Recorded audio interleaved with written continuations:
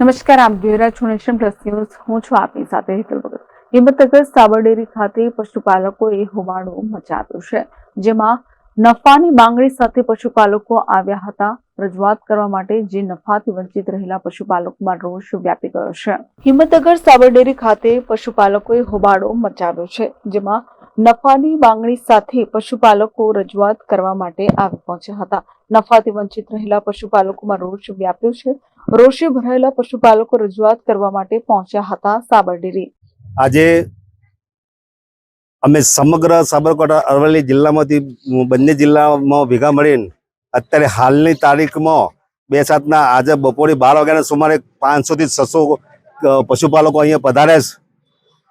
એટલા માટે પધાર્યા છે કે અમે એ સંસ્થાને એવી રજૂઆત કરીએ છીએ, નિયામક મંડળને એવી રજૂઆત કરીએ છીએ કે અમારા પૈસા મેળવવા માટે અમે ભીખ માંગવા માટે આવ્યા છે. અમારા ભીખ માંગવાની આમ તો અમારા હકના પૈસા છે ને અમારા હકના પૈસા તમારે આપી દેવા પડે. જો કદાચ નિયામક મંડળને કદાચ વારંવાર આવી અમારા જો ગરીબોને જો અમારા પૈસા લેવા માટે તમને હાથ જોડવા પડતા હોય તો ખરેખર આ એક સત્તા પરથી દૂર થઈ જવું જોઈએ. આ ખુરશી છોડીને જતું રહેવું પડે, તાળો મારી દો, પણ દરેક મંડળને રજૂઆત કરી દો ભાઈ અમારી તાકાત નથી વહીવટ કરવાની. તો તમે અમારા જે ગામડીઓના જે ચેરમેનો છું, અમારા ગામડિયાના જે કમિટી વાળા છે એમને ગામડિયાને સત્તા આપી દો કે વહીવટ કઈ રીતના થાય. વહીવટ કરતા પહેલા વિચાર કરવો જોઈએ કે ખરેખર પાછળ જે પશુપાલકો જે ગરીબોનો માણસોને કેટલી તકલીફ પડે છે એ તમને ખબર નહીં હોય. સાહેબ, હું પોતે સવારે વહેલા 5 વાગ્યા ઉઠીને મારા તબેલામાં વાહેદું ભરું છું, ખોણ કાઢું છું, મારી કેટલી તકલીફો છું. ઘાસ લેવા માટે માથા ઘાસ લાવવું પડે છે. તમે તો આવીને તમે તબેલામાં આવીને દૂધ દોવા તમને ખબર પડે. અમે અમારા પૈસાની રજૂઆત કરવા માટે આવ્યા સાહેબ, અમારા હકના પૈસા માટે આવ્યા છે. નકર તમે ઊંઝા કરવા માટે આવ્યા નથી, સોટા નાખવા આવ્યા. અમારા હકના પૈસા આપો અને જેમ બને તારીખ ફિક્સ કરો. જો તારીખ ફિક્સ નહીં કરો તો આગામી દિવસોની અંદર ઉગ્ર આંદોલન કરશે. ઉગ્ર આંદોલનની જવાબદારી કઈ માલ જાનનું નુકસાન થશે, સંસ્થાનું નુકસાન થશે તો નિયામક મંડળની જવાબદારી રહેશે. અમારા પશુપાલકોની કોઈની જવાબદારી નહીં રહે. આ તમે ખુલ્લું અમે આહવાન કરીએ છીએ સાહેબ. આજે અમે આવેદનપત્ર આપવા આવ્યા ત્યારે અમે શાંતિથી આવેદનપત્ર આપશું. ના અમે કોઈ માલજાનનું નુકસાન નહીં કરીએ, પણ અમારી એક વિનંતી છે કે અમારા પૈસા અમારા હકના પૈસા લેવા માટે આવ્યા છે. અમે ભીખ માંગવા માટે નથી આવ્યા. તો અમારા નાનો પ્રેમથી તમે આપી દો, એ અમારી માગણી છે. દરેક મારા પશુપાલકોની માગણી છે. અને મારા પશુપાલકો દિલ ના દુભાવતા અને મારા પશુપાલકોને તમે દુઆ તમને મળે એટલા માટે અમે રિક્વેસ્ટ કરીએ છીએ. પછી એમ ના કહેતા કે ખરેખર આ પશુપાલકોને આપણે હોબળી ના એટલે આપણે આજે આ દશા આવી છે. હું જગતસિંહ સોનસિંહ ચૌહાણ, કુવા, તાલુકો મોડાસા. અમે આ રજૂઆત કરવા આવી આવ્યા છીએ. આજે લગભગ 200-500 જણા છે. અને એટલા માટે કે ભાવ ફેર ગયા વર્ષે પણ આ લોકોને આવલામાં દાધ્યા કર્યા હતા અને એ 3-4 વખત અલ્લા બોલ કરીને તારી બેડી પર એમાં કાપ કરીને આપેલો. ખરેખર 20% ઉપર મળવો જોઈએ, એના બદલે 70% તો બેડી કરાવ્યો હતો. અને આ વર્ષે તો આપવો જ નથી એવી દાનત લાગે છે.